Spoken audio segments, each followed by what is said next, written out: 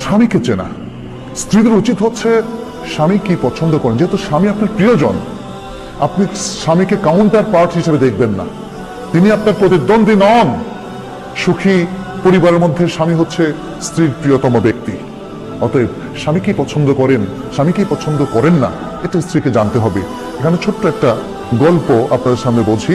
এই গল্পটা উল্লেখ করেছেন মাযেন আল ফুরাইশ। তিনি বলছেন, একজন স্বামী তার বন্ধুকে বলল যে আমি 20 বছর ধরে সংসার করছি, অথচ আমার স্ত্রীর মধ্যে আলহামদুলিল্লাহ এমন কিছু দেখিনি যা আমাকে রাগান্বিত করে।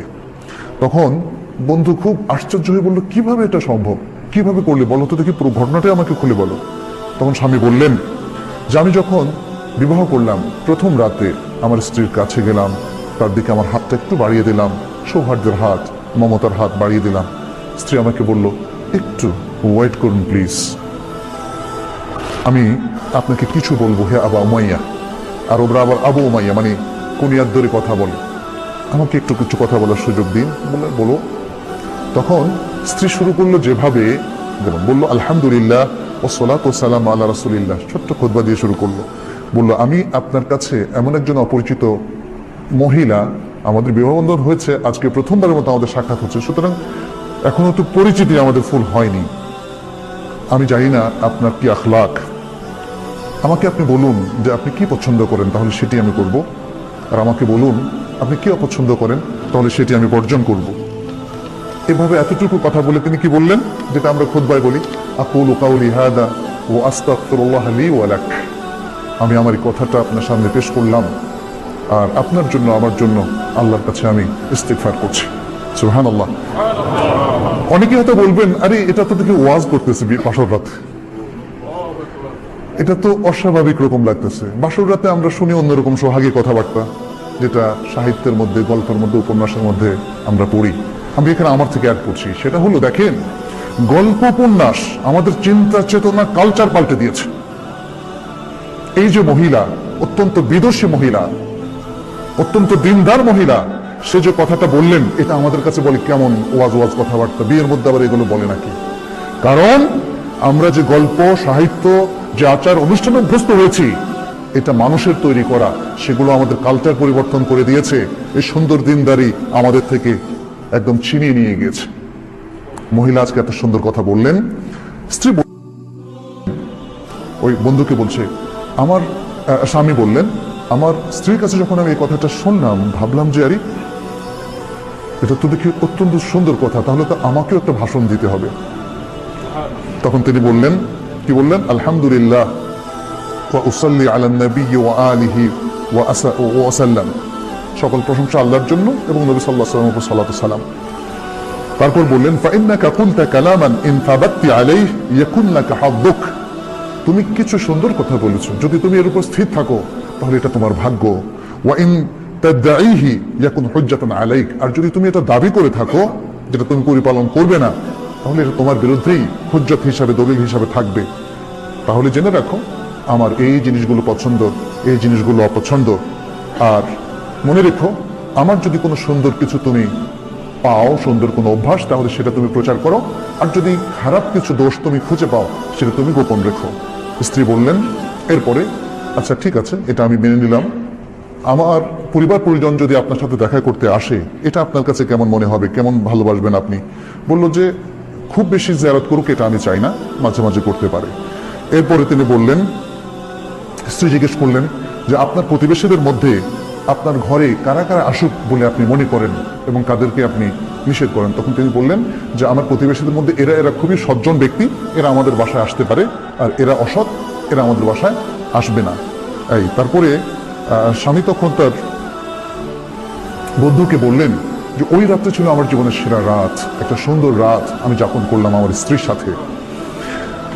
এরপরে আরেকটা ঘটনা তিনি বললেন যে 1 বছরের মাথায় এভাবে চললো, আমি আমার স্ত্রীকে খুব ভালো স্ত্রী হিসেবে পেয়েছি, এবং তারপর আমার শাশুড়ি একদিন 1 বছরের মাথায় আমি এসে দেখলাম আমার বাসা আসলেন, আমাকে জিজ্ঞেস করলেন যে তোমার স্ত্রীকে তুমি কেমন পেয়েছো? আমি বললাম অত্যন্ত ভালো স্ত্রী হিসাবে আমি পেয়েছি, যিনি আপনার কন্যা। তারপর আমার শাশুড়ি আমাকে বললেন, হে আবু উমাইয়া, কিছু নসিহত করলেন, দেখো ছেলেরা বা পুরুষেরা তাদের ঘরে তাদের প্রিয়তমা স্ত্রীর কাছে কখনোই অকল্যাণকর কিছু পায় না। সুতরাং তুমি তোমার সেই স্ত্রীকে কিছু আদব শেখাও, কিছু শেখাও, এবং তাকে তুমি ভদ্র করো, শালীন করো, সুন্দর করো। আচ্ছা, এখানে স্বামী তখন বললেন যে আমি আমার স্ত্রীকে সারা জীবনে 20 বছরের মধ্যে একবারও খারাপ পাইনি, শুধু একবার মানে কখনোই আমাকে তার সাথে খারাপ আচরণ করতে হয়নি, একবার খারাপ আচরণ করেছি এবং তখন আমি ছিলাম জালেম। সুবহানাল্লাহ। এই হচ্ছে আমাদের মেয়েরা, মুসলিম মেয়েরা। কিন্তু আজকাল এই মুসলিম মেয়েদের মধ্যে যে জিনিসটা ঢুকেছে, অপকালচার ঢোকার কারণে আজকে আমাদের মেয়েরা আসলে বিভ্রান্তির পথে হাঁটছে, ফলে নানা রকম অসুখ দেখা দিচ্ছে। তৃতীয় যে বিষয়টা আমরা বলবো সেটি হচ্ছে বিচক্ষণতার সাথে স্বামীর আনুগত্য করা এবং স্বামীর সাথে সুন্দর বসবাস করা।